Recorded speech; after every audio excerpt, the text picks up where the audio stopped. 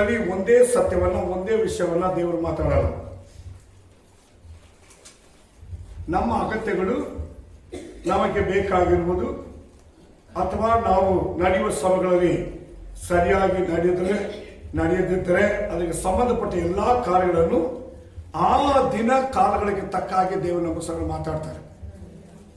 ಪ್ರೈಸಲೋ, ನಮ್ಮ ಸಂಗಡ ದೇವರು ಮಾತಾಡುವ ಕಾರ್ಯಗಳು ಆ ಕಾಲ, ಆ ದಿನಗಳಿಗೆ ತಕ್ಕ ಹಾಗೆ ಇರುತ್ತದೆ ಎಂಬುದನ್ನು ನಾವು ನೆನಪಿಟ್ಕೊಂಡ್ರೆ ಯಾರು ಪ್ರಾರ್ಥನೆ ಆಗಲಿ, ದೇವರ ವಾಕ್ಯವನ್ನು ಕೇಳುವುದಕ್ಕಾಗಲಿ, ಅದನ್ನು ಕೈಕೊಂಡು ನಡೆಯೋದಕ್ಕೆ ಅಸತ್ಯ ಮಾಡಲ್ಲ. ಹಾಗೆ ನೀವು ಅಸತ್ಯ ಮಾಡಿದ್ರೆ ನೀವು ದೇವರಿಗೆ ಮೆಚ್ಚಿನವರು ಅಲ್ಲ ಎಂಬುದನ್ನ ದೇವರ ವಾಕ್ಯವು ಸ್ಪಷ್ಟವಾಗಿ ಗುರುತಿಸುತ್ತೆ. ಆದಾಮನನ್ನು ದೇವರು ಸೃಷ್ಟಿ ಮಾಡಿದ್ರು.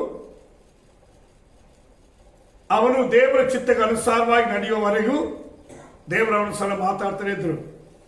ಒಂದಿನ ಮಾತಾಡ್ಬೇಕಾದ್ರೆ ಬಚ್ಕೊಂಡ. ಆಮೇಲೆ ತಿರುಗಿ ದೇವರು ಅದೇ ಒಂದಿನ ಬಿಟ್ಟುಬಿಟ್ಟು ತಿರುಗಿ ಅವನ ಹತ್ರ ಮಾತಾಡಲ್ಲ.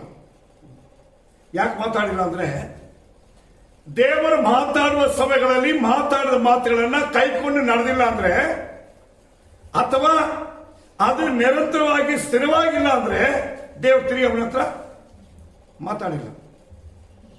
ಅನೇಕ ವಿಶ್ವಾಸಗಳು, ಅನೇಕ ದೇವ್ರ ಜನಗಳು ಈ ಕಾಲದ ಹಂಗೆ ಒಂದು ಕಾಲದಲ್ಲಿ ದೇವರು ಮಾತಾಡಿರ್ತಾರೆ, ಈಗ ಮಾತಾಡ್ತಾರೆ ಅಂತ ಹೇಳಿದ್ರೆ ಇಲ್ಲ. ಯಾಕಂದ್ರೆ ಇವಾಗ ಅವರು ಎಲ್ಲೆಲ್ಲೋ ಮರೆಯಾಗಿದ್ದಾರೆ. ಜನ ಹಿಂದೆ, ಹಣ ಹಿಂದೆ, ಪದವಿ ಹಿಂದೆ, ಲೋಕದಿಂದೆ, ಅವರ ಮನಸ್ಸಿಂದೆ, ಅವ್ರ ತಕ್ಕಾಗಿರ್ತಲ್ಲಿ ಮರೆಯಾಗಿಬಿಟ್ಟಿದ್ದಾರೆ. ದೇವರು ಕರೀತಾರೆ ಎಲ್ಲರನ್ನ, ಎಲ್ಲಿದ್ಯಪ್ಪ ಮಗನೇ ಎಲ್ಲಿದ್ಯಾ, ನಾನು ಇವತ್ತು ನಿನ್ನ ಸಾಲ ಬಂದು ಮಾತಾಡಕ್ಕೆ ಬಂದಿದ್ದೀನಲ್ಲ ಅಂತ ಹೇಳಿದ್ರೆ ಅವಾಗ ತುಂಬಾ ಜನ ಹೇಳೋ ಉತ್ತರ ಗೊತ್ತಾ, ನಾನು ಹಿಂಗಿಂದ ಹಿಂಗಿದ್ದೀನಿ.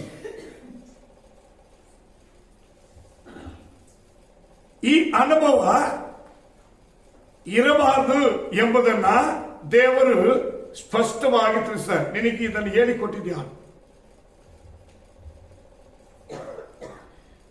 ನನ್ನ ಶಬ್ದವನ್ನ ಕೇಳುವುದಕ್ಕೆ ಮರೆಯಾಗುವಂತೆ ನಿನಗೆ ಮಾರ್ಗ ತೋರಿಸಿದ ಯಾರು? ನಿನ್ನನ್ನು ಮರೆ ಮಾಡಿದ್ದು ಯಾರು? ನಾನು ಹೇಳಿದ ಮಾತನ್ನು ಮೀರಿದ್ಯಾ? ನಾನು ಮಾಡಬಾರ್ದಾಗೆ ಎಂದು ಹೇಳಿದನ್ನು ಮಾಡಿದ್ದೀಯಾ ಅಂತ ಹೇಳಿ ದೇವರು ಕೇಳ್ತಾರೆ. ಅದಕ್ಕೆ ಅವನು ನೇರವಾಗಿ ಉತ್ತರ ಹೇಳಿಲ್ಲ. ಅವನ ಅನೇಕ ನೆಪಗಳನ್ನು ಹೇಳ್ದ.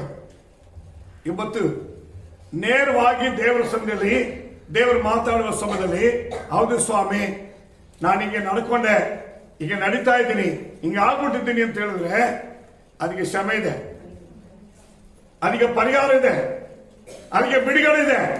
ಇವರನ್ನ ದೇವರು ಮೆಚ್ಚಿಸ್ತಾರೆ. ಇವರಿಗಾಗಿ ದೇವರು ರಾಜ್ಯ ಇಟ್ಟಿದ್ದಾರೆ. Praise the Lord. ಈ ಸಮಯದಲ್ಲಿ ನಾನು ಈ ದಿನ ಧ್ಯಾನಕ್ಕೋಸ್ಕರವಾಗಿ 2 ವಾಕ್ಯಗಳನ್ನು ನೆನಪು ತರ್ತೇನೆ.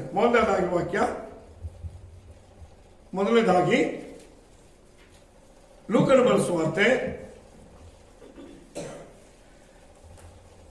13ನೇ ಅಧ್ಯಾಯ 24-25. ಇಕ್ಕಟ್ಟಾದ ಬಾಗಿಲಿಂದ ಒಳಕ್ಕೆ ಹೋಗುವುದಕ್ಕೆ ಹೆಣಗಾಡಿರಿ. ಬಹುಜನ ಒಳಕ್ಕೆ ಹೋಗುವುದಕ್ಕೆ ನೋಡುವರು, ಆದರೆ ಅದಾಗುವುದಿಲ್ಲ ಎಂದು ನಿಮಗೆ ಹೇಳುತ್ತೇನೆ. ಮನೆಯ ಯಜಮಾನನು ಫಸ್ಟ್ ಇಕ್ಕಟ್ಟಿನ ಮಾರ್ಗದಲ್ಲಿ ಒಳಕ್ಕೆ ಹೋಗುವುದಕ್ಕೆ, ಪರಲೋಕ ರಾಜ್ಯ ಅಥವಾ ದೇವರ ರಾಜ್ಯದಲ್ಲಿರುವಂತಹ ಆಶೀರ್ವಾದಕ್ಕೆ ಒಳಗೆ ನುಗ್ಗುವಾಗ ಏನ್ ಮಾಡ್ರಿ, ನೀವು ಪಡ್ಕೊಳ್ಳಿ. ಆಶೀರ್ವಾದ ಪಡ್ಕೊಳ್ಳೋದಕ್ಕಿರುವಂತಹ ರೂಟ್, ನಿತ್ಯವಾದ ರಾಜ್ಯಕ್ಕೆ ಹೋಗುವಂತ ರೂಟ್ ಬಂದು ಇಕ್ಕಟ್ಟಾಗಿರೋ ಬಾಗಿಲು, ಇಕ್ಕಟ್ಟಾಗಿರೋ ಮಾರ್ಗ. ಅದೇನ್ ಮಾಡ್ಬೇಕು? ನುಗ್ಗಿ ಹೋಗ್ಬೇಕು. ವಿಶ್ವಾಸ ಅಂದ್ರೆ ನೀವು ಕುತ್ಕೊಂಡಿರುವ ಜಾಗದಲ್ಲಿ ಇಷ್ಟಪಡುವ ರೀತಿಯಲ್ಲಿ ನಿಮಗೆ ಪ್ರೋತ್ಸಾಹ ಮಾಡಿ ನಿಮ್ಮನ್ನು ಬೋಧಗಳಿಸೋದಲ್ಲ ದೇವರು. ನಿಮಗೆ ಇಷ್ಟ ಇಲ್ಲದಿರುವ ಮಾರ್ಗವನ್ನ ದೇವರು ನಿಮಗೆ ಬೋಧಿಸುವಾಗ ನೀವು ಕೇಳಿ ನಡಿಬೇಕು. ಪೇತ್ರನ ಹತ್ರ ದೇವರು ಹೇಳ್ತಾರೆ, ಈಗ ನೀನು ಇನ್ನಿನ್ನ ಯವನ ಪ್ರಾಯದಲ್ಲಿ ನಿನ್ನ ಇಷ್ಟಕ್ಕೆ ನಡೀತಾ ಇದೀಯಾ, ಆದ್ರೆ ಒಂದು ಕಾಲ ನಿನಗೆ ಬರುತ್ತೆ. ಎಂತ ಕಾಲ ಬರುತ್ತೆ ಗೊತ್ತಾ? ನಿನಗೆ ಇಷ್ಟಕ್ಕೆ ವಿರುದ್ಧವಾಗಿ ನಡೆಯುವಂತ ನಡಿಲೇಬೇಕಾಗಿರುವಂತ ಕಾಲ ನಿನಗೆ ಬರ್ತದೆ. ಆಗ ನಿನಗೆ ಇಷ್ಟ ಇಲ್ದಿರುವ ಜಾಗದಲ್ಲಿ ಒಬ್ಬರು ಕರ್ಕೊಂಡು ಹೋಗ್ತಾನೆ, ಕೈ ಕಾಲು ಕಟ್ತಾನೆ, ನಿನಗೆ ಇಷ್ಟ ಇಲ್ಲದ ಕೆಲಸವನ್ನು ಮಾಡ್ತಾನೆ ಎಂಬುದಾಗಿ ದೇವರವರಿಗೆ ಎಚ್ಚರಿಕೆ ಕೊಡ್ತಾರೆ. ಅನೇಕರು ತನ್ನ ಯವನ ಪ್ರಾಯ ದೇವರು ತನಗೆ ಕೊಟ್ಟ ಅವಕಾಶ ಸಮಯಗಳನ್ನ ಅವರವರ ಇಷ್ಟಕ್ಕೆ ನಡೆಯಲಿಕ್ಕೆ ಪ್ರಯಾಸ ಪಡ್ತಾರೆ. ಇದರಲ್ಲಿ ಮೊದಲನೇ ಸಾಕ್ಷಿ ಪೇತ್ರನು ಕುರಿತು ಬೈಬಲ್ ಇರ್ತದೆ. ಯೋಗನ ಬರೆದ ಸುವಾರ್ತೆ 21ನೇ ಅಧ್ಯಾಯದಲ್ಲಿ ಅವನೇನ್ ಮಾಡ್ತಿದ್ದಂತೆ, ತನ್ನ ಯವನ ಪ್ರಾಯದಲ್ಲಿ ಓದಿ. ನಿನಗೆ ನಿಜ ನಿಜವಾಗಿ ಹೇಳುತ್ತೇನೆ, ಹಾ. ನೀನು ಯೌವನಸ್ಥನಾಗಿದ್ದಾಗ ಹಾ.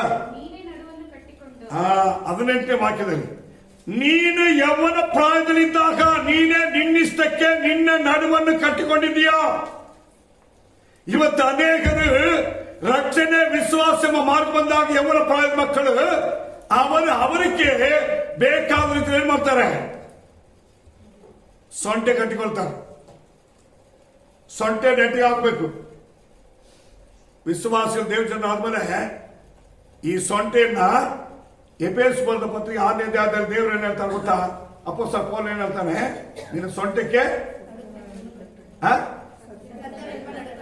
ಸತ್ಯವೆಂಬ ನಡುಕಟ್ಟನ್ನು ಕಟ್ಟಬೇಕು. ಇಕ್ಕಟ್ಟಾಗಿ ಇರುವಂತ ಸತ್ಯವೆಂಬ ನಡುಕಟ್ಟನ್ನ ನಿಮ್ಮ ಸೊಂಟಕ್ಕೆ ಕಟ್ಟಬೇಕು. ಈಗ ಪೇತ್ರರು ಏನ್ ಹೇಳ್ತಾರೆ, ನೀನು ನಿನ್ನ ಯವನ ಪ್ರಾಯದಲ್ಲಿ ನೀನೇ ನಿನ್ನ ನಡುವನ್ನು ಕಟ್ಟಿಕೊಂಡಿ ನಿನ್ನ ಇಷ್ಟ ಬಂದಂಗೆ ತಿರುತ್ತೀಯ. ಮುದುಕನಾದಾಗ ನೋಡಿ, ನೀನು ಯವನ ಪ್ರಾಯದಲ್ಲಿ ನಿನ್ನ ನಡುವನ್ನು ನೀನೇ ಕಟ್ಟಿಕೊಂಡಿ ನಿನ್ನ ಇಷ್ಟ ಬಂದ ಕಡೆಗೆ ನೀನು ತಿರುಗುತ್ತಾ ಇದ್ದೆ. ಇವತ್ತಿದೆ ತನಮ್ಮ. ಇವತ್ತು ಸಭೆಗಳಲ್ಲಿ ವಿಶ್ವಾಸ ಭಕ್ತಿಯಲ್ಲಿ ನಡೆಯುವಂತ ದೇವ ಜನರು ತಿರುಗಾಡ ವಯಸ್ಸಾಗತ್ತಮ್ಮ. ಮಕ್ಕಳಿಲ್ಲ, ವಯಸ್ಸಾಗಲ್ಲ. ಈ ಮಿಡಿಲ್ ಏಜ್ ಪೂರ್ತಿ ಇವತ್ತು ಏನ್ ಮಾಡ್ತಿದೆ, ಎಲ್ಲಿ ನೋಡಿದ್ರು ತಿರುಗ್ತಾ ಇದೆ. ವಿಶ್ವಾಸ ಜೀವನ, ಪ್ರಾರ್ಥನಾ ಜೀವನ, ಅಲ್ಲಿ ದೇವರ ವಾಕ್ಯಕ್ಕೆ ವಿರುದ್ಧವಾಗಿ, ದೇವರ ಆಲೋಚನೆ ವಿರುದ್ಧವಾಗಿ ಇವತ್ತು ಲೋಕವೇ ತಿರುಗಾಡ್ತಾ ಇದೆ. ಇದು ಯಾರಿಗೂ ಅರ್ಥ ಆಗಲಿಲ್ಲ. ಅಪೊಸ್ತಲನಾಗಿರೋ ಪೇತ್ರ ಅಂತ ದೇವರು ಹೇಳ್ತಾರೆ, ನಿನ್ನ ಯವನ ಪ್ರಾಯದಲ್ಲಿ ನೀನೇ ನಿನ್ನ ಸೊಂಟೆಯನ್ನು ಕಟ್ಟಿಕೊಂಡು ನಿನಗೆ ಇಷ್ಟ ಬಂದ ಕಡೆಗೆ ನೀನೇ ತಿರುಗಾಡುತ್ತಿದ್ದಿ. ಆದರೆ ನಿನಗೆ ಮುದುಕನಾಗುವಾಗ ನಿನಗೆ ವಯಸ್ಸಾಗುತ್ತೆ, ನಿನಗೆ ಬಲ ಕಡಿಮೆ ಆಗುತ್ತೆ, ನಿನಗೆ ಎಲ್ಲ ಇಲ್ಲದೆ ಪರಿಸ್ಥಿತಿ ಬರ್ತದೆ. ಅದರಲ್ಲಿ ಅನುಭವಿಸದೆ ಅಸಾಧ್ಯವಾಗಿರೋ ಬರ್ತದೆ, ಇಕ್ಕಟ್ಟು ಬರ್ತದೆ, ಶೋಧನೆ ಬರ್ತದೆ, ಹೋರಾಟ ಬರ್ತದೆ, ಕಷ್ಟ ಬರ್ತದೆ. ಆಗ ನಿನ್ನ ಕೈಗಳನ್ನು ನೀನೇ ಇನ್ನೊಬ್ಬರ ಹತ್ರ ಚಾಚಬೇಕು. ಇವತ್ತು ದೇವರು ನಿಮಗೆ ಕೊಟ್ಟ ಆಯುಷ್ಕಾಲದಲ್ಲಿ, ಆರೋಗ್ಯದಲ್ಲಿ, ವಿಶ್ವಾಸದ ರಕ್ಷಣೆಯಲ್ಲಿ ದೇವರ ಸಭೆಯಲ್ಲಿ ಕೈ ಎತ್ತಿ ದೇವರ ಮುಂದೆ ಆರಾಧನೆ ಮಾಡೋದಕ್ಕೂ ದೇವರ ಸೇವೆ ಮಾಡೋದಕ್ಕೆ ಇವತ್ತು ನಿಮಗೆ ಕೈ ಚಾಚಿಲ್ಲ ಅಂದ್ರೆ ಎಲ್ಲೆಲ್ಲೋ ಕೈ ಚಾಚಬೇಕಾದ ಜೀವನ ನಿಮ್ ಮುಂದೆ ಬರುತ್ತೆ. ಹುಷಾರು. ಇವತ್ತು ಅನೇಕರು ನಾನು ನನ್ನ ಇಷ್ಟಕ್ಕೆ ತಕ್ಕಾಗಿ ನನಗೆ ಬಲ ಇದೆ, ನನಗೆ ಶಕ್ತಿ ಇದೆ, ನನಗೆ ಬುದ್ಧಿ ಇದೆ ಎಂಬುದಾಗಿ ದೇವರ ಇಟ್ಟ ಕರುವಿಕೆ, ದೇವರಿಟ್ಟ ಸ್ಥಾನ, ದೇವರು ಕೊಟ್ಟ ವರ, ಅಭಿಷೇಕ, ಆಶೀರ್ವಾದಗಳಲ್ಲಿ ದೇವರ ಮುಂದೆ ನಿಂತು ಜೀವಿಸಬೇಕಾದ ಜೀವನ ಬಿಟ್ಟು ಅವರವರಷ್ಟು ಏನ್ ಮಾಡ್ತಾರೆ, ಇವತ್ತು ತಿರುಗಾಡ್ತಾರೆ. ಯಾರಾಗೆ? ಪೇತ್ರನಾಗಿ. ಓದಿ. ಮತ್ತೊಬ್ಬರು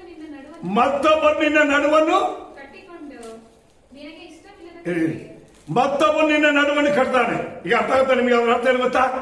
ಇವತ್ತು ದೇವರ ಸನ್ನಿಧಿಯಲ್ಲಿ ದೇವರ ವಾಕ್ಯ ಎಂಬ ಸತ್ಯವನ್ನ ನಡುಕಟ್ಟ ಕಟ್ಟುಕೊಳ್ಳಕ್ಕೆ ಮನಸ್ಸಿಲ್ಲ ಅಂದ್ರೆ ಅಂತವರ ಸೈತಾನನು ವಂಚಿಸುವ ನುಡಿ, ದೆವ್ವಗಳ ಬೋಧನೆ ಸೆಳೆದು ಅವರನ್ನ ಅಸತ್ಯವು ಸತ್ಯ ವಿರುದ್ಧವಾಗಿರುವ ದುರುಪದೇಶದಿಂದ ಅವರ ಸೊಂಟೆಯನ್ನು ಕಟ್ಟಿ ಅವರಿಗೆ ಎಳ್ಕೊಂಡು ಹೋಗ್ತಾನಂತೆ. ನೆಕ್ಸ್ಟ್,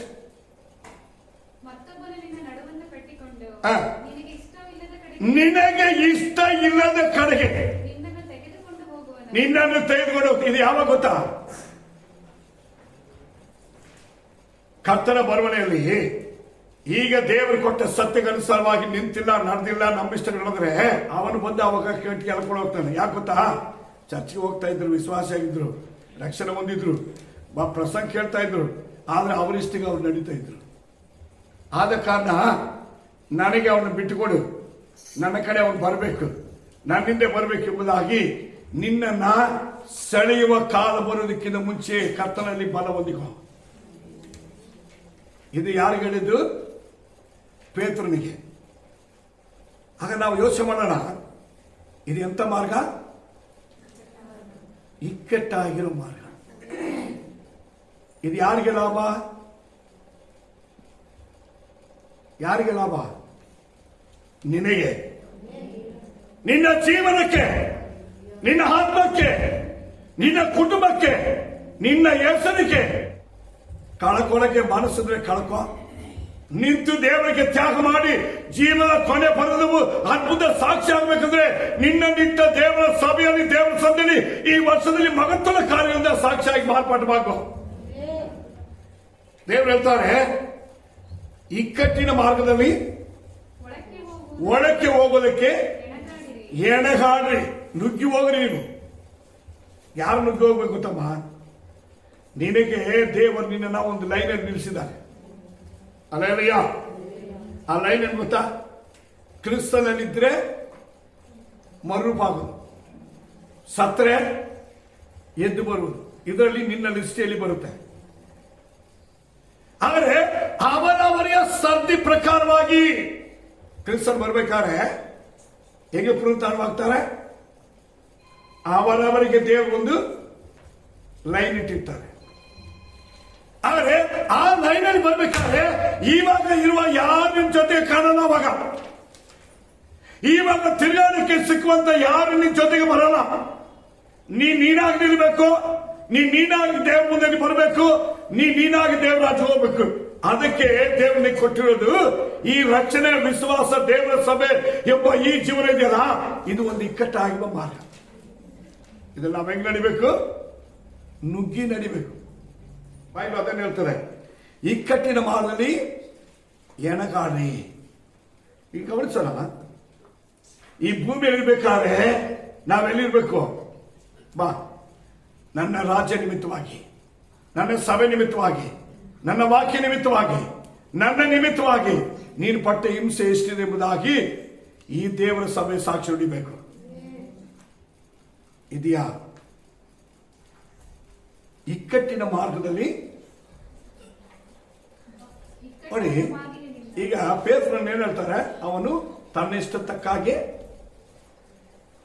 ನಿನಗೆ ಇಷ್ಟ ಇಲ್ಲದಿರುವುದನ್ನು, ನೀನು ಮುದುಕನಾದಾಗ ನಿನ್ನ ಕೈಗಳನ್ನು ಚಾಚುವಿ, ಮತ್ತೊಬ್ಬನು ನಿನ್ನ ನಡುವನ್ನು ಕಟ್ಟುವನು, ನಿನ್ನ ಇಷ್ಟ ಇಲ್ಲದಿರುವ ಸ್ಥಳದಲ್ಲಿ ನಿನ್ನನ್ನು ತೆಗೆದುಕೊಂಡು ಹೋಗುವನು ಎಂದು ಹೇಳಿದರು. ಇದು ಪ್ರವಾದನೆ. ಬೈಬಲ್ ಹೇಳ್ತದೆ, ನಾವು ದೇವರ ಇಷ್ಟದಂತೆ ನಡೆದ್ರೆ ನಮ್ಮನ್ನು ಈ ಭೂಮಿಯಲ್ಲಿ ಕೆಡಿಸುವ, ತಡೆಪಡಿಸುವ, ಅಡ್ಡಿಪಡಿಸುವ ಶಕ್ತಿ ಭೂಮಿಯಲ್ಲಿ ಏನಿಲ್ಲ. ಮೊದಲಾಗಿ ನಾವು ನೋಡ್ಬೇಕಾದ್ರೆ ಲೂಕನ ಸುವಾರ್ತೆ 13ನೇ ಅಧ್ಯಾಯ 24ನೇ ವಾಕ್ಯದಲ್ಲಿ ಇಕ್ಕಟ್ಟಿನ ಮಾರ್ಗದಲ್ಲಿ ಒಳಗೆ ಹೋಗೋದಕ್ಕೆ ಎಣಗಾಡ್ರಿ. ಬಹು ಜನರು, ಅನೇಕರು ಒಳಗೆ ಹೋಗೋದಕ್ಕೆ ನೋಡ್ತಾರೆ, ಆದ್ರೆ ಅವರಿಂದ ಆಗಲ್ಲ. ಈ ಬಹುಜನವಾಗಿ ಹೋದ್ರೆ ಹೋಗ್ತಾರಂತ ಇದೆಯಾ ಬೈಬಲ್ಲಿ? ಪರಲೋಕ ರಾಜ್ಯ ಹೋಗ್ಲಿಕ್ಕೆ ಕೆಲವರೇ ಕಣಮ್ಮ. ನಾವು ತುಂಬಾ ಜನ ಇದೀವಿ, ಹೋಗ್ಬಿಟ್ಟು ಅಂದ್ರೆ ತುಂಬಾ ಜನ ಕಟ್ಕೊಂಡು ಪರಲೋಕ ರಾಜ್ಯ ಹೋಗಲ್ಲ. ದೇವರ ಕಾಯಿಗೆ ನೀವು ಸ್ವಲ್ಪ ಜನರೇ ಪರಲೋಕ ರಾಜ್ಯ ಹೋಗೋದು. ಹಂಗ ಹೋಗ್ಬೇಕಂದ್ರೆ ಈ ಭೂಮಿಲಿ ಇರುವಾಗ ನಿನ್ನ ಸೊಂಟೆ ಸತ್ಯಕ್ಕೆ ತಕ್ಕಾಗಿ ಕಟ್ಟಿ ನಿನ್ನನ್ನು ದೇವರ ಇಟ್ಟ ಸ್ಥಾನದಲ್ಲಿ ನಿಂತು ಪರಲೋಕ ರಾಜ್ಯ ಹೋಗೋದಕ್ಕೋಸ್ಕರವಾಗಿ ಎಣಗಾಡಬೇಕು.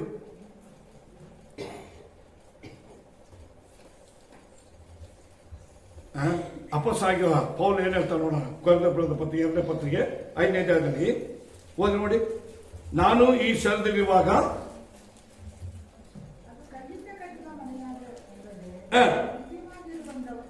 ಕೈಯಿಂದ ಕಟ್ಟಿದ ಮನೆಯಾಗಿಲ್ಲದೆ ಅದು ನಿತ್ಯವಾಗಿರುವಂತ ಮನೆಯಾಗಿದೆ. ಈಗಿನ ದೇಹದಲ್ಲಿ ಇರುವವರೆಗೂ ಏನ್ ಮಾಡ್ತಾ ಇದ್ವಿ? ಹಿಂಗಿರ್ಬೇಕಾದ್ರೆ ನಿನಗೆಲ್ಲ ದೇವರು ಹಂಗ್ ಕೊಟ್ಟು ಹಿಂಗ್ ಮಾಡ್ತಾರೆ ಎಂಬುದಾಗಿ ಈ ಕೊನೆ ಕಾಲದಿರುವ ದುರುಪದೇಶ ಒಳಗೆ ಹೋಗೋಣ. ಶರೀರವನ್ನು ಅಡಗಿಸು, ಗುಣಗಳನ್ನು ತಗ್ಗಿಸು, ಸೊಂಟೆಯನ್ನು ನೆಟ್ಟಿಗೆ ಮಾಡು, ನಿನ್ನ ಕಾಲು ಓಡುವ ಜಾಗವನ್ನು ತಡೆ ಮಾಡಿ ನಿಲ್ಲಿಸಿ ಕಾಲಿಗೆ ಕಟ್ಟಿ ಹಾಕು. ಸತ್ಯವಾಗಿ ಹೇಳ್ತದೆ, ನಿನ್ನ ಕಣ್ಣಿಗೆ ಸರಿ ಬೀಳುವ ಹಾಗೆ ನಡಿಬೇಡ. ಇದಕ್ಕೆ ನ್ಯಾಯ ತೀರ್ಪು ಇದೆ ಅಂತೆ. ರಕ್ಷಣೆ ಅಲ್ಲ, ಪರವರಾದ ಫಲ ಅಲ್ಲ, ನ್ಯಾಯ ತೀರ್ಪು ಉಂಟು ಎಂಬುದಾಗಿ ಭಯದಿಂದ ನಡಿ. ಯಾಕಂದ್ರೆ ಈ ಭೂಮಿಯಲ್ಲಿರುವಾಗ ಈ ದೇಹವೆಂಬ ಶರೀರವೆಂಬ ಗುಡಾರದಲ್ಲಿ ನರಳುತ್ತೇವೆ. ಪರಲೋಕದಿಂದ ದೊರಕುವ ನಿವಾಸವನ್ನು ನಾವು ದೇಹದ ಮೇಲೆ ಧರಿಸಿಕೊಳ್ಬೇಕು. ಪ್ರೈಸಲ ಪರಲೋಕದಲ್ಲಿ ವಾಸ ಮಾಡಬೇಕು. ವಾಸವೆಂಬ ಆ ಬದುಕನ್ನ ಈ ದೇಹದಲ್ಲಿ ಏನ್ ಮಾಡ್ಬೇಕು? ನಾವು ಏನ್ ಮಾಡ್ಬೇಕು? ದೇಹದಲ್ಲಿ ಧರಿಸಿಕೊಳ್ಬೇಕು. ಪರಲೋಕದಲ್ಲಿ ಅಲ್ಲಿ ಜಗಳ ಇಲ್ಲ, ಒಟ್ಟಗಿಚ್ಚಿಲ್ಲ, ವಿರೋಧ ಇಲ್ಲ, ಸುಳ್ಳಿಲ್ಲ, ವೇಷ ಇಲ್ಲ, ಕಪಟ ಇಲ್ಲ ಅಂದಿಲ್ಲ. ಅದನ್ನ ಇಲ್ಲಿ ಧರಿಸ್ಕೋಬೇಕು.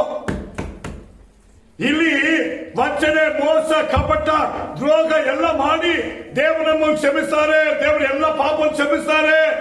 ಈಗ ಮಾಡುವ ಪಾಪವನ್ನು ಕ್ಷಮಿಸ್ತಾರೆ, ನಾಳೆ ಮಾಡುವ ಪಾಪವನ್ನು ಕ್ಷಮಿಸ್ತಾರೆ, ಎಂದೆಂದಿಗೆ ದೇವರು ನಮ್ಮನ್ನು ಕ್ಷಮಿಸ್ತಾರೆ, ನಿತ್ಯ ರಾಜ್ಯ ಕೊಂಡೊಯ್ತಾರೆ. ಈಗಿರುವ ಉಪದೇಶ ಎಲ್ಲ ದುರುಪದೇಶ ಹಿಂಗೆ ಇರೋದು.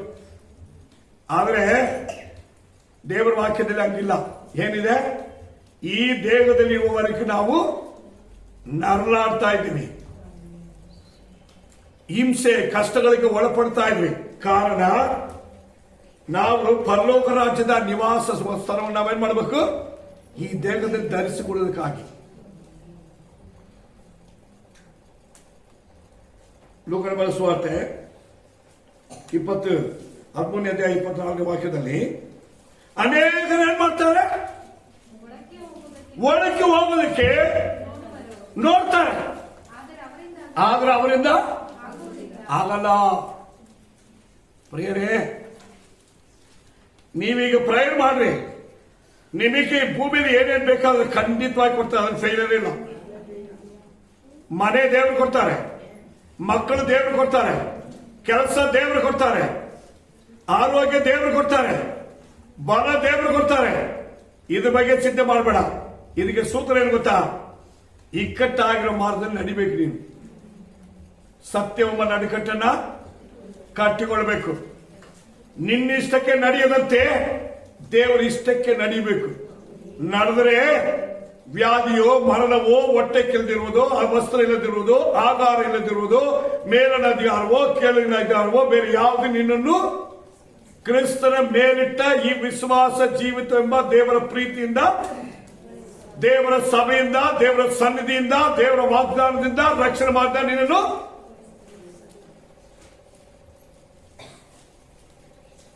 ಆದರೆ ರಕ್ಷಣೆ ಮಾರ್ಗದಿಂದ, ದೇವರ ಸನ್ನಿಧಿಯಿಂದ, ದೇವರ ಸಭೆಯಿಂದ, ದೇವರ ಹಾಕಿದ ಉಪದೇಶದಿಂದ ನಿತ್ಯ ರಾಜ್ಯವಾಗಿ ಮಾತ್ರ ನಿನ್ನ ಸೆಳೆದಾಗಮ್ಮ.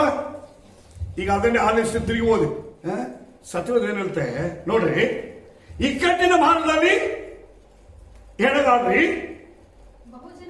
ಬಹು ಜನ ಒಳಗೆ ಹೋಗೋದಕ್ಕೆ ಪ್ರಯಾಸ ಪಡ್ತಾರೆ, ಆದ್ರೆ ಅವರಿಂದ ಆಗಲ್ಲ. ಯಾರೇನು ಹೇಳೋದಿದ್ದಣ್ಣ? ನಾನು ಹೇಳಿದ್ರೆ ಬೇಜಾರಾಗ್ಬಿಡ್ತೀನ? ಏಸು ಹೇಳ್ಬಿಟ್ಟಿದ್ದ ಏನಂತ? ಭಗವಂತ ಜನರು ಏನ್ ಮಾಡ್ತಾರೆ? ಹೋಗಕ್ಕೆ ನೋಡ್ತಾರೆ. ಹಿಂಗ್ ಹೋದ್ರೆ ಹೋಗ್ಬಿಡೋಣ, ಹಂಗ ಹೋದ್ರೆ ಹೋಗ್ಬಿಡೋಣ, ಅವ್ರ ಜೊತೆಗೆ ಹೋಗ್ಬಿಡೋಣ, ಇವ್ರ ಜೊತೆಗೆ. ಯಾವ ಜೊತೆಗೆ ಹೋದ್ರೆ ಹೋಗಲ್ಲ ಬಾಬ. ನಿನಗೆ ಹೋಗಕ್ಕೆ ಒಂದು ಜಾಗ ದೇವರು ಕೊಟ್ಟಿದ್ದಾರೆ, ಅದು ದೇವರ ಸಭೆ. ನಿಮ್ಮನ್ನು ತಗೊಂಡು ಅಲ್ಲಿ ಇಟ್ಟಿದ್ದಾರೆ. ಏನಕ್ಕೆ? ಅಲ್ಲಿ ಬರ್ಲಿಕ್ಕೆ. ನೀವು ಅಲ್ಲಿಂದ ಇದು ಇಕ್ಕಟ್ಟಾಗಿರೋ ಮಾರ್ಗ. ಅದ್ರ ನೀರು ನಿನ್ನ ಗುರಿ, ನಿನ್ನ ಬಲ, ನಿನ್ನ ಯೋಜನೆ, ನಿನ್ನ ದೃಶ್ಯನ ಸರಿಯಾಗಿಟ್ಕೊಂಡು ನಡಿ.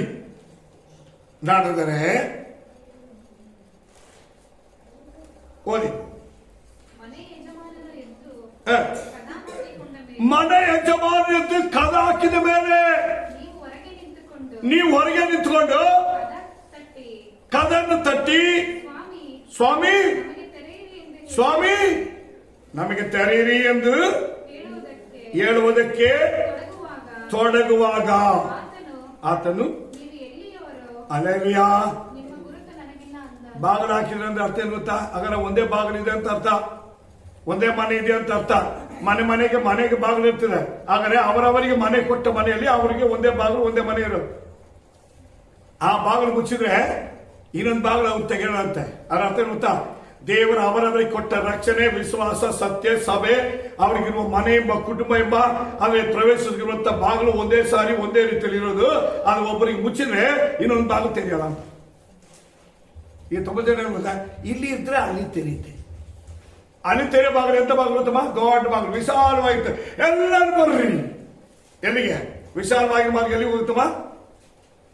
ನರಕಕ್ಕೆ, ಸೈತಾನ್ ಕಡೆಗೆ, ನಾಶದ ಕಡೆಗೆ, ಈ ಲೋಕದ ಕಡೆಗೆ. ಇವತ್ತು ತುಂಬಾ ಜನರ ಜೀವಿತ ಹೇಗಿದಂದ್ರೆ ಇಕ್ಕಟ್ಟಾಗಿ, ಕ್ರಮವಾಗಿ, ನಿಯಮ ನಿಷ್ಠೆಗಳನ್ನ ಪಾಲಿಸಿ ಹೀಗೆ ನಡಿಬೇಕೆಂಬ ನಿಯಮವನ್ನು ಬಿಟ್ಟು ಫ್ರೀ ಆಗಿ ನಡೆಯೋದು.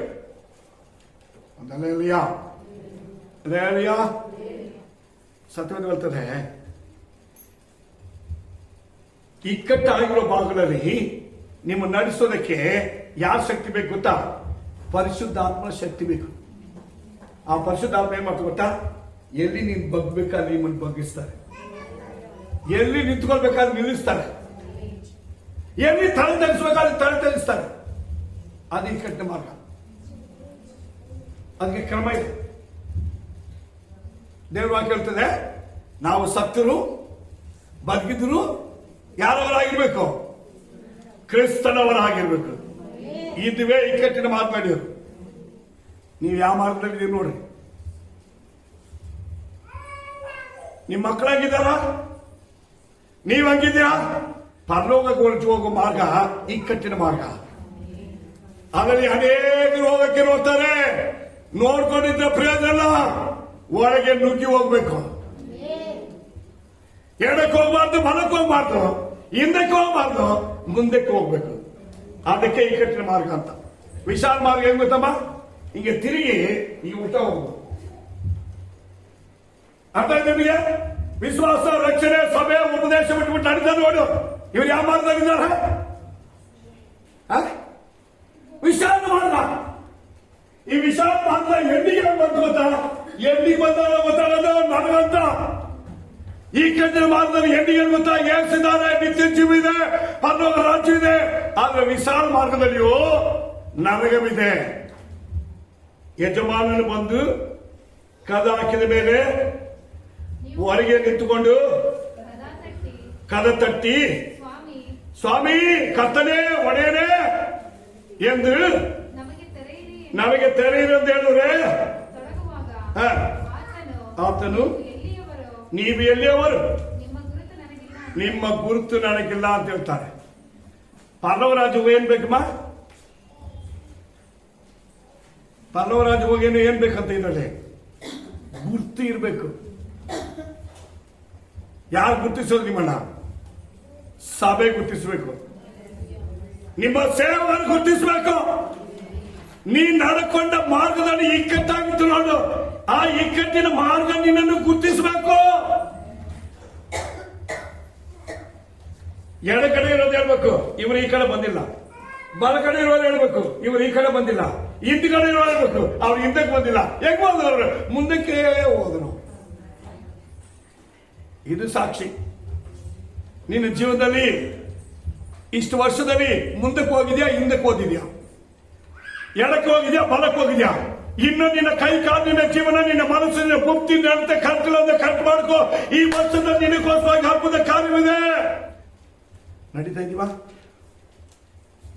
ಅದಕ್ಕೆ ಆತನು, ಒಬ್ಬ ಮನುಷ್ಯನು ದೊಡ್ಡ ಔತಣವನ್ನು ಸಿದ್ಧ ಮಾಡಿ ಅನೇಕರನ್ನು ಕರೆದಿದ್ದ. ಈ ಕರೆಯಲ್ಪಟ್ಟ ಎಲ್ಲವನ್ನೂ ನೆಪ ಹೇಳ್ಕೊಂಡಿದ್ರು. ದೇವರನ್ನು ಕರೆದಿದ್ದಾರೆ ಎಂದು ಹೇಳಿ ದೇವಿ ಹೇಳ್ಕೊಂಡು ಕರೆದಿರುವ ಕರ್ಮಿಕೆಯನ್ನು ಹತ್ತ ಮಾಡಿಕೊಂಡು ಎಲ್ಲಿ ಕರೆದಿದ್ದಾರೆ, ಏನು ಕರೆದಿದ್ದಾರೆ, ಯಾಕೆ ಕರೆದಿದ್ದಾರೆ ಎಂಬುದಾಗಿ ತಿಳಿಯದೆ ಊರು ತಿಂತಾ ಇದೆಯೋ? ದೇವರ ಸಭೆಯಲ್ಲಿ ದೇವರ ಮಕ್ಕಳಾಗಿದ್ದರೆ ನೀವು ಈ ಕಟ್ಟಾಗಿನ ಮಾರ್ಗದಲ್ಲಿ ಪರಲೋಕ ರಾಜ್ಯಕ್ಕೆ ಹೋಗ್ಬೇಕಂದ್ರೆ ಕರೆಯಲ್ಪಟ್ಟಿರುವ ನೀವು ಆ ಕಣ್ಣಿಗೆ ತಕ್ಕಾಗಿ ನಡಿಬೇಕು ಹೊರತು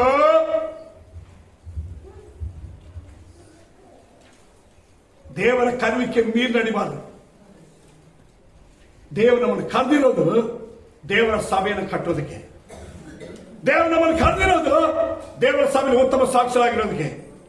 ದೇವರು ನಮ್ಮನ್ನು ಕರೆದಿರೋದು ದೇವರ ರಾಜ್ಯ ಸೇರೋದಕ್ಕೆ. ದೇವರು ನಮ್ಮನ್ನು ಕರೆದಿರೋದು ದೇವರ ಮಕ್ಕಳೆಂಬ ಆ ಪರಿಶುದ್ಧ ಆತ್ಮನೆಂಬ ಮುದ್ರೆಯನ್ನು ನಮ್ಮ ಮೇಲೆ ಹಾಕಿ ನಮ್ಮ ನಿತ್ಯ ರಾಜ್ಯಕ್ಕೆ ಕೊಂಡೊಯ್ಯೋದಕ್ಕೆ. ಈ ಕರ್ಮಿಗೆ ಅರ್ಥ ಆಗಿದೆಯಾ? ಕರೆಯಲ್ಪಟ್ಟವರು ನೆಪ ಹೇಳಿದಂತೆ ಮೊದಲಾಗಿ 18ನೇ ವಾಕ್ಯ.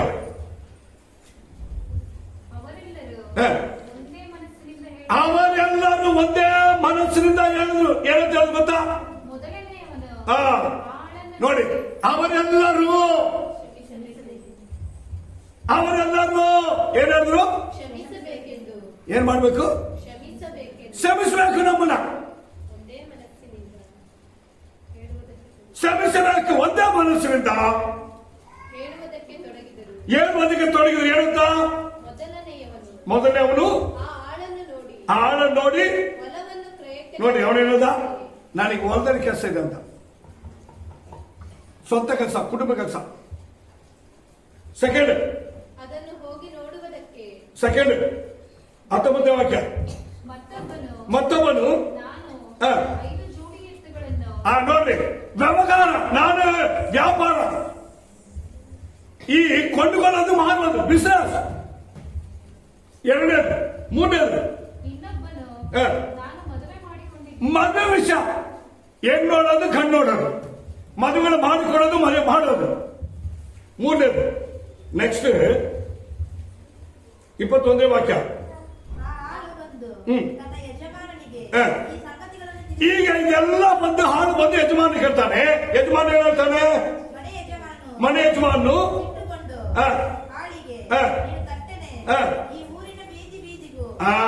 Price hello. ಈಗ ಎಲ್ಲಿ ಹೋಗ್ರಿ ನೀವು? ಊರಲ್ಲಿ ಬೀದಿ ಬೀದಿಗೆ ಹೋಗ್ರಿ, ಸಂದಿಗೆ ಹೋಗ್ರಿ. ಬಡವರು, ಊನವಾದವರು, ಕುರುಡರು, ಕುಂಟರು, ಇವರೆಲ್ಲ ಯಾರು? ಇದಕ್ಕೆ ಆತ್ಮೀಯ ಅರ್ಥ ತುಂಬಾ ಇದೆ. ಊರಲ್ಲಿ ಬೀದಿ ಬೀದಿಗಳಲ್ಲಿ ಯಾವ ಜನ ಇದ್ದಾರೆ? ಈಗ ಒಂದೇ ಸತಿ ಓದಿದ್ರು.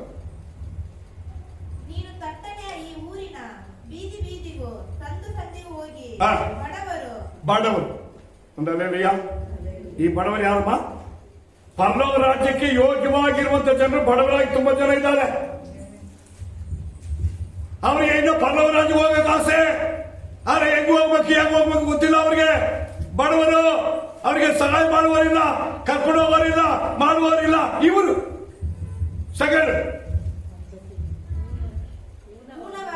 ಪೂರ್ಣವಾದವರು ಅಂತ ಹೇಳಿದ್ರೆ ಈಗ ತಡೆ ಹಾಕಿ ಅಸಾಧ್ಯವಾಗಿ ಹೋಗೋದಕ್ಕೆ ಮಾಡೋದಕ್ಕೆ ಆಗದೇ ಇರುವಂತ ವ್ಯಕ್ತಿಗಳು ಊನ. ಇದಕ್ಕೆ ನಡಿಬೇಕಂತ ಆಸೆದೆ, ನಡಿಯಕ್ಕಾಗಲ್ಲ. ಹೋಗಬೇಕಂತ ಆಸೆದೆ, ಹೋಗಕ್ಕಾಗಲ್ಲ. ಬಿಟ್ಟು ಜೀವನ ಮಾಡ್ಬೇಕಂತ ಆಸೆ, ಬಿಟ್ಟು ಜೀವನ ಮಾಡ್ಬೇಕು. ಇವ್ರು ಯಾರು ಗೊತ್ತಮ್ಮ? ಊನವಾದ. ಎಷ್ಟೋ ಜನ ಇದ್ದಾರೆ ಮನೆಗಳಲ್ಲಿ. ಏಸಮದ ಆಸೆ, ಚರ್ಚ್ ಹೋಗಕ್ಕೆ ಆಸೆ, ರಕ್ಷಣೆ ಹೊಂದಕ್ಕೆ ಆಸೆ, ಮೋಕ್ಷಕ್ಕೆ ಹೋಗಕ್ಕೆ ಆಸೆ. ಆದ್ರೆ ಹೋಗಕ್ಕೆ ರೂಟ್ ಇಲ್ಲ. ಯಾಕಂದ್ರೆ ಇರುವ ಕಷ್ಟ ಅಂತದ್ದು ಈಗ ನಾನಾ ವಿಧದಲ್ಲಿ ಕೊರತೆಯಲ್ಲಿ ಇರುವವರು. ನೆಕ್ಸ್ಟ್ ಕುರುಡರು. ಒಳ್ಳೆ ಸಭೆ ಯಾವುದೆಂಬುದು ಗೊತ್ತಿಲ್ಲ, ಒಳ್ಳೆ ಉಪದೇಶ ಯಾವುದೆಂಬುದು ಗೊತ್ತಿಲ್ಲ. ಯಾರು ಎಲ್ಲಿ ಯಾವ ರೀತಿ ನಡೆದು ನಾವು ನಿತ್ಯ ಮೋಕ್ಷ ಹೋಗ್ತೀವಿ ಗೊತ್ತಲ್ಲ. ಇವ್ರು ಯಾರು ಗೊತ್ತಾ? ಇವ್ರು ಯಾರು? ಕುರುಡರು. ನೆಕ್ಸ್ಟ್ ಕುಂಟರು. ಈಗ ಅರ್ಥ ಮಾಡ್ಕೊಳ್ಳಿ. ಅವ್ರಿಗೆ ತುಂಬಾ ಆಸೆ ನಡ್ಕೊಂಡು ಹೋಗೋಣಂತೆ, ನಡಿಯಕ್ಕಾಗಲ್ಲ.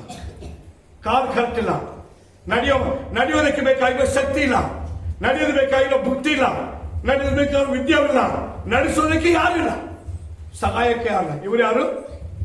ಕುಂಟರು. ಇವರೆಲ್ಲರನ್ನು ಇಂಥವರನ್ನು ಇಲ್ಲಿಗೆ ಕರ್ಕೊಂಡು ಬಾ. ಬಳಿಕ ಹಾಲು, ಅಯ್ಯ ನೀನು ಅಪ್ಪಣೆ ಕೊಟ್ಟಂತೆ ಮಾಡಿದೆ.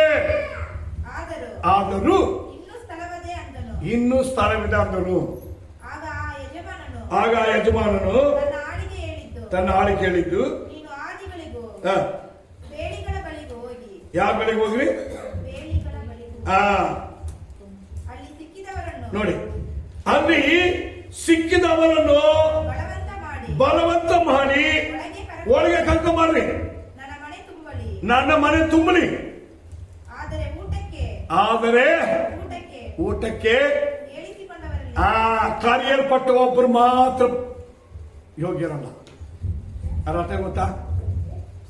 ದೇವರ ಅವಕಾಶ ಕೊಟ್ಟು, ರಕ್ಷಣೆ ಕೊಟ್ಟು, ವಿಶ್ವಾಸ ಕೊಟ್ಟು, ಸಭೆ ಕೊಟ್ಟು, ಅದರ ತುಚ್ಛವಾಗಿ ಎಂತು ಅದಕ್ಕೆ ಬೆಲೆ, ಗೌರವ, ಮರ್ಯಾದೆ, ವಿಶ್ವಾಸದ ನಡೆಯುವನ್ನ ಹೀಗೆ ತಳ್ಳಿ ನಡಿಬೇಕಾಗಿ ಜನರ ತಗೊಂಬಂದು ಸಭೆ ತುಂಬಿಸ್ತಾರಂತೆ, ದೇವರ ರಾಜ್ಯವನ್ನು ತುಂಬಿಸ್ತಾರಂತೆ. ದೇವರ ಮಕ್ಕಳು ದೇವರ ರಾಜ್ಯ ತುಂಬಿಸೋದಕ್ಕೆ ದೇವರಿಗೆ ಬೇಕಂದ್ರೆ ಯಾರನ್ನು ಬೇಕಾದ್ರೆ ಕರ್ಕೊಂಡು ಬರ್ಬೋದು. ಜಾಗ ಖಾಲಿ ಇದ್ರೆ, ಅವಕಾಶ ಇದ್ರೆ ದೇವರು ಯಾರನ್ನು ಬೇಕಾದ್ರೆ ಸೇರಿಸಬಹುದು. ಅದು ಒಂದು ತಿಂಗಳಲ್ಲಿ ಸೇರಿಸಬಹುದು, ಒಂದು ವರ್ಷದಲ್ಲಿ ಸೇರಿಸಬಹುದು, ಒಂದು ವಾರದಲ್ಲಿ ಸೇರಿಸಬಹುದು, ಒಂದೇ ದಿನ ಸೇರಿಸಬಹುದು. ಅದು ದೇವರ ಸಭೆ, ದೇವರ ಮನೆ, ಅದು ದೇವರ ಸೇವೆ, ದೇವರ ರಾಜ್ಯ. ಅದಕ್ಕೆ ಯಜಮಾನ ಹೇಳ್ತಾರೆ, ಅಂತ ಕೆಲಸ ನಾನು ಮಾಡ್ತೀನಿ. ಆದ್ರೆ ಕರೆಯಲ್ಪಟ್ಟವರು ಅಸತ್ಯ ಮಾಡಿದ್ರೆ, ತಳ್ಳಿದ್ರೆ, ಅಗಕಾರ್ಯ ನಡೆದ್ರೆ, ಹಟ್ಟಮಾರ್ಗ ನಡೆದ್ರೆ ಅವರನ್ನು ಮಾತ್ರ ಒಳಗೆ ಸೇರಿಸ್ಕೋಬೇಡ. ಇದೆಯಾ? ಎಷ್ಟು ಅದ್ಭುತವಾಗಿದೆ ನೋಡ್ರಿ ಪ್ರಿಯರೇ. ಇವತ್ತು ನಾವು ದೇವರ ರಾಜ್ಯಕ್ಕೆ ಕರೆಯಲ್ಪಟ್ಟ ಜನ, ದೇವರ ಆಶೀರ್ವಾದಕ್ಕೆ ಕರೆಯಲ್ಪಟ್ಟ ಜನ. ಇಲ್ಲಿ ಆಗ ನೋಡ್ರಿ, ಅಲ್ಲಿ ಯಜಮಾನ ಮನೆಗೆ ಹೋದವರಿಗೆ ಯಜಮಾನ ಮನೆಯಲ್ಲಿ ತಿನ್ನೋದಕ್ಕೆ ಆಕಾರ ಇದೆ, ಹುಡುಗರಿಗೆ ಜಾಗ ಇದೆ, ಬದುಕಕ್ಕೆ ರೂಟ್ ಇದೆ, ಆ ಥರ ಅನೇಕ ಹೊಲಗಳಿದೆ, ಅನೇಕ ಪ್ರಾಣಿ ಪಕ್ಷಿಗಳಿದೆ, ಸಾಕೋದಕ್ಕೆ ಬೆಳೆಸೋದು ಎಲ್ಲದಕ್ಕೆ ಒಂದು ಯಜಮಾನ ಅಂತ ಹೇಳಿದ್ರೆ ಮತ್ತೆ ಎಲ್ಲ ದೇಶನ ಬಂದವರಿಗೆ ದೇವರ ಸಭೆ ಎಂಬುದು ನಮಗೆಲ್ಲವನ್ನು ಕೊಡತಕ್ಕದ್ದು. ಅಲ್ಲಿ ನಮ್ಮ ಅಗತ್ಯಗಳೆಲ್ಲ ಪೂರೈಸಿ ದೇವರಿದ್ದಾರೆ, ನಮ್ಮ ಅಗತ್ಯಗಳು ಏನಿದೆ ಅದು ಮಾಡೋಕ್ಕೆ ದೇವರಿದ್ದಾರೆ. ದೇವರ ಸಭೆ ನಮಗೆಲ್ಲ ಕೊಡಕ್ಕೆ ರೆಡಿ ಇದೆ, ದೇವರು ಎಲ್ಲವನ್ನ ಕೊಡಕ್ಕೆ ರೆಡಿ ಇದ್ದಾರೆ. ಆದರೆ ನಮ್ಮ ಜೀವನ ಹೆಂಗಿದೆ ಎಂಬುದನ್ನು ಪರಿಶೋಧನೆ ಮಾಡಿ. ಇವತ್ತು ನಾವು ದೇವರು ನಮಗೆ ಕೊಟ್ಟ ರಕ್ಷಣೆ, ವಿಶ್ವಾಸ, ಭಕ್ತಿ ಇವುಗಳನ್ನು ನಡ್ಕೊಳ್ಳುವ ರೀತಿ ಹೆಂಗಿದೆ ಒಂದು ಸಾರಿ ನೀವು ಪರಿಶೋಧನೆ ಮಾಡ್ರಿ. ಕರ್ತನ ಅಂತಾರೆ, ಏನ್ ಸಮೀಗಂದ್ರು ಮತ್ತಾಯ ಬರೆಸುವಾರ್ಥ 7ನೇ ಅಧ್ಯಾಯ 21ನೇ ವಾಕ್ಯದಲ್ಲಿ,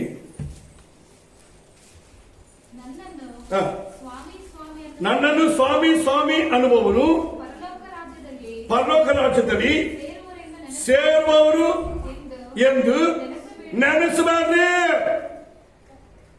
ಅಂದ್ರೆ ಕರಿದಾತನ ರಕ್ಷಣೆಯ, ವಿಶ್ವಾಸದ, ಭಕ್ತಿಯ ಮಾರ್ಗದಲ್ಲಿ, ಇಕ್ಕಟ್ಟಾದ ಮಾರ್ಗದಲ್ಲಿ ಪ್ರಯಾಸಪಟ್ಟು ನಡೆಯದೇ ಇರುವವರು ಕರ್ತನೆ ಕರ್ತನೆ ಎಂಬುದಾಗಿ ಅಂದು ಪ್ರಾರ್ಥನೆ ಮಾಡಿದರೆ ಅವರು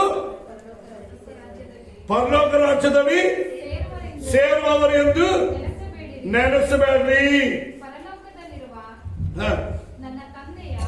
ಪರಲೋಕದಲ್ಲಿರುವ ನನ್ನ ತಂದೆಯಾಗಿರುವ ದೇವರ ಚಿತ್ತದಂತೆ ಯಾರು ನಡೀತಾರೋ ಅವರೇ ಅವರೊಳಗೆ ಪ್ರವೇಶಿಸುವರು. ಆ ದೇವರ ಸಂದಲ್ಲಿ ಇರುವುದಕ್ಕೆ ನಿನಗೆ ಮನಸ್ಸಿದೆಯಾ? ಅದ್ಭುತ ಕಾಣೋದಕ್ಕೆ ಮನಸ್ಸಿದೆಯಾ? ಆಶೀರ್ವಾದ ಬೇಕೆಂಬ ಮನಸ್ಸಿದೆಯಾ? ಇವತ್ತು ನಿನ್ನ ಮನಸ್ಸಾಕ್ಷಿಯಲ್ಲಿ ದೇವರನ್ನು ಸ್ಮರಿಸು. ನಿನ್ನ ಮನಸ್ಸಾಕ್ಷಿಯಲ್ಲಿ ದೇವರ ಮಾಡಿದ ಉಪಹಾರಕ್ಕೆ ಸಾಕ್ಷಿ ಆಗು. ನಿನ್ನ ಮನಸ್ಸಾಕ್ಷಿಯಲ್ಲಿ ಕರ್ತನ ಬರುವಣಿಗಾಗಿ ಸಿದ್ಧವಾಗು. ನಿನ್ನ ಮನಸ್ಸಾಕ್ಷಿಯಲ್ಲಿ ಮರುರೂಪವಾಗು. ವಿಶ್ವಾಸ ದೇವಜನ ಏನಾಗಬೇಕು? ಮನಸ್ಸಾಕ್ಷಿಯಲ್ಲಿ ಮರುರೂಪ ಆಗಬೇಕು. ಅದುವೇ ಬುದ್ಧಿಯುಳ್ಳ ಆರಾಧನೆ. ಮನಸ್ಸಾಕ್ಷಿಯಲ್ಲಿ ಮರುರೂಪ ಇಲ್ಲ ಅಂದ್ರೆ, ಮನಸ್ಸಾಕ್ಷಿಯಲ್ಲಿ ಭಯವು ಭಕ್ತಿಯು ಪರಿಶುದ್ಧವಿಲ್ಲ ಅಂದ್ರೆ ಮರುರೂಪ ಎಂಬುದೇ ಬರಲ್ಲ, ರೂಪಾಂತರ ಎಂಬುದೇ ಬರಲ್ಲ. ಮನಸ್ಸಾಕ್ಷಿಯಲ್ಲಿ ಬರಬಿದ್ದವರಾಗಿ ಹಠಮಾರಿಗಳಾಗಿ ಅವಿಧರಾಗಿ ನಡೆದರೆ ಅವರ ಮನಸ್ಸಾಕ್ಷಿ ಸೈತಾನಿಂದ ಬರಬಿದ್ದದಾಗಿ ಸೈತಾನ ಉಪದೇಶಕ್ಕೆ ಒಳಪಟ್ಟಿರುತ್ತದೆ ಎಂಬುದು ಸತ್ಯ ಎಂಬುದನ್ನು ನಾವು ಅರಿಯಬೇಕು. ಇವತ್ತು ನಮ್ಮನ್ನ ಪರಿಶೋಧನೆ ಮಾಡೋಣ. ಇಕ್ಕಟ್ಟಾಗಿರುವ ಮಾರ್ಗದಲ್ಲಿ ನಡೆಯುವುದಕ್ಕೆ ಪ್ರಯಾಸ ಪಡ್ರಿ. ಅನೇಕರು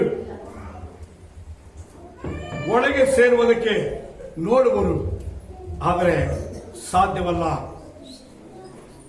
ಹಾಗೆ ಯೇಸು ಸ್ವಾಮಿ ಇನ್ನೊಂದು ಸತ್ಯಾಂಶವನ್ನು ಹೇಳಿದರು. ಕರೆಯಲ್ಪಟ್ಟವರು ನನ್ನ ಕರುವಿಕೆಯಲ್ಲಿ, ನನ್ನ ಔತಣದಲ್ಲಿ ಯಾರನ್ನು ಸೇರುವುದಕ್ಕೆ ಯೋಗ್ಯರಲ್ಲ ಎಂಬುದಾಗಿ ಅವರನ್ನು ತಳ್ಳಿಬಿಟ್ಟು ಬೀದಿಗಳಲ್ಲಿಯೂ ಸಂಧಿಗಳಲ್ಲಿಯೂ ಇರುವಂತಹ ಜನರನ್ನ ಕುಂಟರು, ಕುರುಡರು, ಊಣರು ಇವರೆಲ್ಲರನ್ನ ಕರೆತಂದರು ಎಂಬುದಾಗಿ ಸತ್ಯವೇದ ಹೇಳುತ್ತದೆ. ಈ ಕಡೆ ಕಾಲಗಳಲ್ಲಿ ದೇವರು ನಮಗೆ ರಕ್ಷಣೆ ಕೊಟ್ಟು ನಮ್ಮನ್ನು ದೇವರ ಮಾರ್ಗದಲ್ಲಿ ತಂದು ನಮ್ಮನ್ನು ಎಲ್ಲಾ ಕಾಲದ ಬಿಡಿಸಿ ನಡೆಸೋದಕ್ಕೆ ಸಮರ್ಥರಾಗಿರುವ ದೇವರಿದ್ದಾರೆ ಎಂಬುದಾಗಿರುವ ಈ ಸತ್ಯವನ್ನ ಗ್ರಹಿಸಿಕೊಂಡು ನಾವು ನಡಿಬೇಕು ಹೊರತು ನೆಪ ಹೇಳಿಕೊಂಡು ನಡಿಬಾರದು. ನೆಪ ಹೇಳಿದವರು, ಈ ಪ್ರಪಂಚ ಲೋಕ ಇದ ಕಾರ್ಯಗಳನ್ನು ಹೇಳಿಕೊಂಡು ನಡೆಯುವವರು ತಳ್ಳಲ್ಪಟ್ಟರು ಎಂಬುದನ್ನ ನಾವಿಲ್ಲಿ ನೋಡುತ್ತೇವೆ. ಕರ್ತನ ಬರವಣೆ ಅತಿ ಸಮೀಪ ಆಗಿದೆ ಪ್ರಿಯರೇ. ನಾವು ಕರ್ತ ಮುಂದೆ ಸಮರ್ಪಿಸೋಣ. ಎಲ್ಲ ಬಡತನವನ್ನು ಹೋಗಲಾಡಿಸುವ ದೇವರಿದ್ದಾರೆ. ಎಲ್ಲ ವ್ಯಾಧಿಯನ್ನು ಗುಣ ಮಾಡುವ ದೇವರಿದ್ದಾರೆ. ಎಲ್ಲ ಕುಂಟುತನವನ್ನ ಕೂಡುತ್ತ ಎಲ್ಲ ಕಾರ್ಯಗಳಿಂದ ನಮ್ಮನ್ನು ಬಿಡಿಸಿ ನಮ್ಮನ್ನ ಮೇಲಕ್ಕೆ ತಂದು ಆಶ್ವಸಿಸುವ ದೇವರಿದ್ದಾರೆ. ಆತನ ಮುಂದೆ ನಮ್ಮನ್ನು ನಾವು ಸಮರ್ಪಿಸುವುದು ಎಷ್ಟು ಉತ್ತಮವಾಗಿದೆ. ಒಂದು ಸಾರಿ ಪರಿಶೋಧನೆ ಮಾಡಿ, ಹೌದು ಸ್ವಾಮಿ, ನನ್ನ ಜೀವಿತದಲ್ಲಿ ಅನೇಕ ವಿಷಯ ನಾನು ಕರೆಕ್ಟಾಗಿ ನಡೆಯುವುದಿಲ್ಲ, ಅನೇಕ ವಿಷಯದಲ್ಲಿ ಬಿದ್ದಿದ್ದೀನಿ ದೇವರೇ, ನಾನು ಕುರುಡನಾಗಿದ್ದೀನಿ, ಕುಂಟನಾಗಿದ್ದೀನಿ ದೇವರೇ, ನಾನು ನಡೆಯೋದಕ್ಕೆ ಶಕ್ತಿಯಿಲ್ಲದವನಾಗಿದ್ದೀನಿ, ನಾನು ಬಡವನಾಗಿದ್ದೀನಿ. ಅನೇಕ ವಿಷಯ ನನ್ನ ಸುತ್ತಲೂ ಕೊರತೆಗಳು, ಶೋಧನೆಗಳಿದೆ. ದೇವರು ಹೇಳ್ತಾರೆ, ನಿನಗೋಸ್ಕರವಾಗಿ ಸ್ಥಳ ಉಂಟು, ನಿನಗೆ ಆಶೀರ್ವಾದ ಉಂಟು, ನಿನಗೆ ಔತಣ ಉಂಟು, ನಿನ್ನನ್ನು ಎತ್ತಿ ಮೇಲಕ್ಕೆ ನಿಲ್ಲಿಸುವಂತ ಯಜಮಾನನ ರಕ್ಷಣೆ ಆಗಿರುವ ದೇವರು ನಾನಿದ್ದೇನೆ ಎಂಬುದಾಗಿ ಕರ್ತನು ತನ್ನ ಜನರನ್ನ ಕರೆದನು. ಇವತ್ತು ನಮ್ಮನ್ನ ಪರಿಶೋಧನೆ ಮಾಡೋಣ, ಪ್ರಾರ್ಥನೆ ಮಾಡೋಣ. ಭೂಪರಲೋಕದ ಒಡೆಯ ನಾವು ವಿಶ್ವಸಿತ ದೇವರೇ, ಈ ವಾಕ್ಯವನ್ನು ಕೇಳಿದ ಎಲ್ಲ ನಿನ್ನ ಮಕ್ಕಳ ಮೇಲೆ ನಿಲ್ಕಲ್ಪಟ್ಟಾಗಲಿ. ಈ ಭೂಮಿಯ ಮೇಲೆ ಕರ್ತನೆ ನಿನ್ನ ಮೇಲಿಟ್ಟ ವಿಶ್ವಾಸ ಎಂಬ ಈ ರಕ್ಷಣೆ ಜೀವಿತವು ಇಕ್ಕಟ್ಟಾಗಿದ್ದರು ಅದರಲ್ಲಿ ಆಶೀರ್ವಾದಗಳು, ಅನುಕೂಲಗಳು, ಬಿಡುಗಡೆಯು, ಅದ್ಭುತಗಳು, ಮಗತ್ವಕಾರ ಉಂಟು ಎಂಬುದಾಗಿ ಈ ಲೋಕದ ಜೀವನದಲ್ಲಿ ಕತ್ತಪ್ಪ ಜಯಶಾಲಿಯಾಗಿ ಸಕಲವನ್ನ ಗೆಲ್ಲುವುದಕ್ಕೆ ಜಯಿಸಬೇಕಾದ ಕೃಪೆಯನ್ನ ಯೇಸು ನಾಮದಲ್ಲಿ ನಿನ್ನ ಜನರಿಗೆ ಕೊಡ ರಾಜ. ಸತ್ಯದ ಜ್ಞಾನದಲ್ಲಿ, ನಿನ್ನ ಆತ್ಮನ ಬಲದಲ್ಲಿ, ನಿನ್ನ ಕೃಪೆಗೆ ಅನುಸಾರವಾಗಿ ಜೀವಿಸುವಂತ ಎಲ್ಲ ಜೀವಿತವನ್ನ ನಿನ್ನ ಮಕ್ಕಳಿಗೆ ಕೊಡಿ ರಾಜ. ವಿಶೇಷವಾಗಿ ಕರ್ತನೆ, ಈ ವಾಕ್ಯವನ್ನು ಕೇಳಿದ ಎಲ್ಲರ ಮೇಲೆ ನಿನ್ನ ಕೃಪೆ ಉಂಟಾಗಲಿ. ಬಲಪಡಿಸು, ಧೈರ್ಯಪಡಿಸು, ನಿನ್ನ ಕೃಪೆ ಆಶೀರ್ವಾದ ತುಂಬಿಸಿ ಸಹಾಯ ಮಾಡು. ನಿನ್ನ ಹಾಗೆ ಮಾಡೋದಕ್ಕಾಗಿ ಸ್ತೋತ್ರ ಯೇಸು ನಾಮದಲ್ಲಿ ತಂದೆಯೇ, ಆಮೆನ್, ಆಮೆನ್.